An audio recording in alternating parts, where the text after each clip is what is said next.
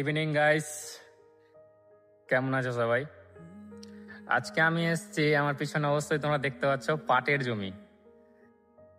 তো আমাদের পশ্চিমবঙ্গে প্রায় কয়েকটি জেলায় পাট হয়। এই যে কোন কোন ডিস্ট্রিক্টে আমাদের পশ্চিমবঙ্গে সর্বোচ্চ পাটের পরিমাণ বেশি, যারা কৃষি পাট চাষ করে, কোন ডিস্ট্রিক্টে সর্বোচ্চ পরিমাণ বেশি আছে কমেন্টে অবশ্যই জানাবে। এই যে এটা পাটের ক্ষেত দেখতে পাচ্ছ, এখান থেকে দেখো যত দূর আমার ক্যামেরায় ভিডিও আসছে পুরোটাই এখানে বন্ধু পাট লাগানো আছে, ঠিক আছে?